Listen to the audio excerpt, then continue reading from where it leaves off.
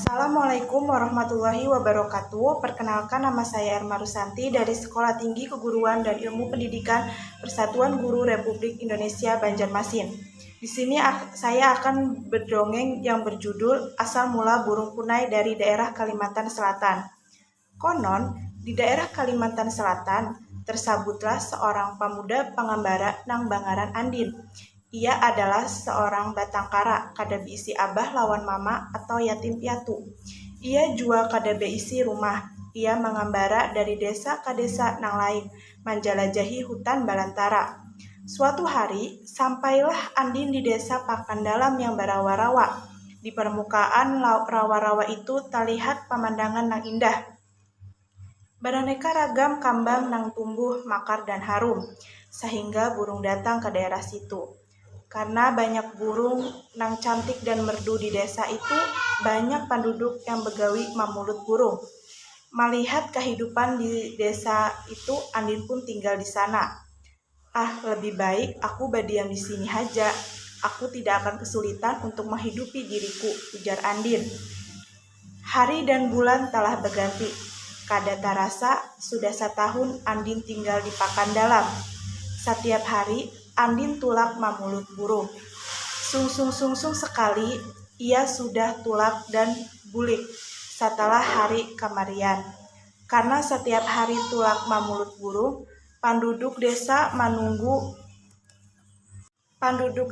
mengiau Andin dengan julukan Andin Pulut. Karena keahliannya memulut burung, kadada yang bisa menyaingi di desa itu.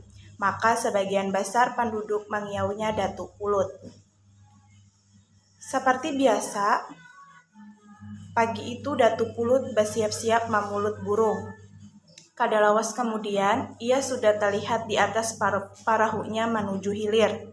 Ia terus mengayuh perahunya menyusuri sungai. Setelah mengatakan tempat yang cocok, ia pun turun dengan perahunya. Lalu ia memasang pulut di sejumlah pohon di pinggir sungai. Setelah itu, ia kembali ke perahunya menunggu pulutnya tekana burung sambil barabahan. Tengah asik barabahan, tiba-tiba hujan turun. Ia pun lakas-lakas naik ke daratan. Kada jauh dari andakannya, memulut burung, ditemukannya beberapa pohon yang gana lagi rindang. Di bawah pepohonan itu terdapat sebuah telaga yang cukup luas dan bebanyu jarani. Ia sangat senang mendapatkan tempat berteduh nang nyaman. Aku dapat berteduh di sini sambil menunggu hujan rada, pandir Datuk Pulut. Beberapa saat kemudian, hujan pun mulai teduh. Datuk Pulut kemudian menukui jabakan pulutnya. Namun, saat akan beranjak datang tempatnya, tiba-tiba ia mendengar suara binian yang sedang bergembira. Tiba-tiba ia tersentak ketika melihat 7 bidadari melayang-layang datang langit menuju telaga. Dari ke-7 bidadari tersebut, bidadari nang berselendang warna jinggalah yang paling cantik. Datuk Pulut sangat terpesona melihatnya. Para bidadari itu pun turun dan meletakkan selendangnya di atas babatuan. Pada saat itu, Datuk Pulut memanfaatkan kesempatan. Dengan hati-hati, ia mengambil selendang nang berwarna jingga itu, lalu dimasukkan ke dalam butahnya. Kada terasa hari mulai sanja. Saatnya bidadari tersebut kembali ke kahyangan. Satu persatu mereka memakai kembali selendangnya, tetapi bidadari yang tercantik itu tidak mendapatkan selendangnya. Hari pun semakin sanja, keenam bidadari terpaksa meninggalkan bidadari yang cantik itu. Datuk Pulut merasa iba melihat bidadari itu. Ia pun lakas keluar dari tempatnya bersembunyi. Kemudian diajaklah bidadari itu bersamanya. Setelah sampai di gubuk reotnya, Datuk Pulut berkisah kepada sang bidadari bahwa ia belum berkeluarga dan berniat untuk menjadikan istrinya. Lalu sang bidadari pun bersedia menikah dengan Datuk Pulut, karena ia tidak mungkin kembali ke kahyangan. Setelah itu mereka hidup bahagia dan saling menyayangi. Setahun kemudian, mereka dikaruniai seorang anak binian yang cantik jelita.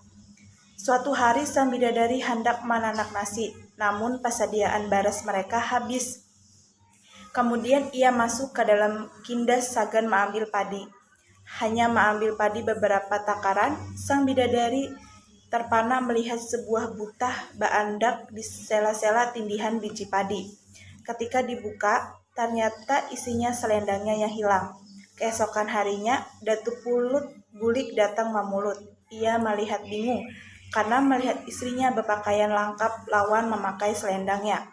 Sang istri berpesan lawan Datu Pulut, rawatlah putri kita baik-baik. Jika ia menangis, buatakanlah sang istri ayunan pohon berunai. Saat itu aku akan datang menyusuinya, tapi lawan syarat, pian kada boleh berparak. Tetapi suatu hari, Datu Pulut kada ingat pasan istrinya itu, sehingga ia pun berparak ketika ia hendak menyentuh istrinya. Seketika sang bidadari beserta saudara-saudaranya berubah menjadi 7 ekor burung punai. Sekian dongeng yang saya sampaikan. Wassalamualaikum warahmatullahi wabarakatuh.